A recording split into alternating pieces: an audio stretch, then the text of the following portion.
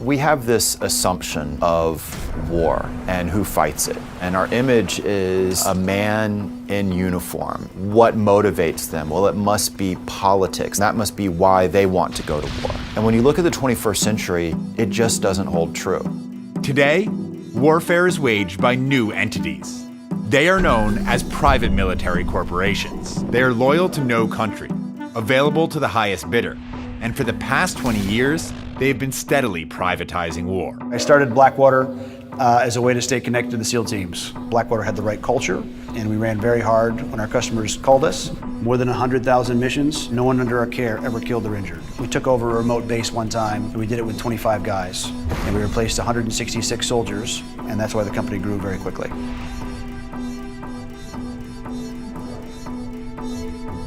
Initially contracted as support for the armed forces, PMCs are quietly taking over combat, as governments, regimes, and companies around the world wield them as deadly tactical weapons. Despite their prominence in the headlines, little is known about this hidden industry.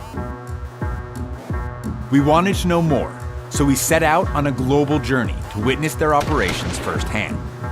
To be honest, I left the army because the money wasn't good enough for what I was getting paid to do. Why would I do 5 years in Iraq in the army and earn 120 grand when I can do 2 years in Iraq and earn 400 grand? Certainly in my era, anybody who was any good in the army isn't in the army anymore. As of March 13, 2013, private contractors represented 62% of the total forces in Afghanistan, setting a chilling new precedent in the nature of military occupation. It amazes me how many people there are out there who are willing to get involved in this kind of thing. I can make a dozen phone calls, and within a month, we'll have 1,000 guys.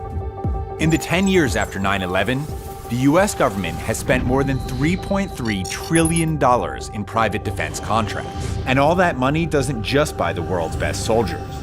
It buys access to the world's most advanced weapons.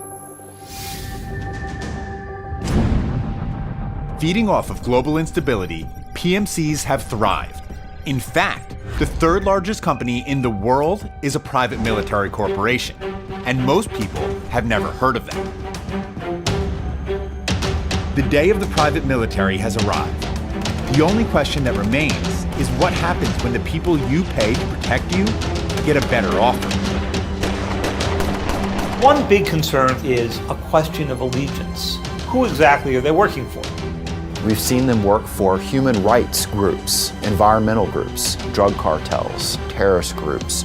They cover the entire moral spectrum. Some people argue that they're already well regulated. That's just false. Which leads you to wonder, with advanced weaponry, highly trained soldiers, billions of dollars at their disposal, and few regulations, what happens if they stop taking orders and start taking over?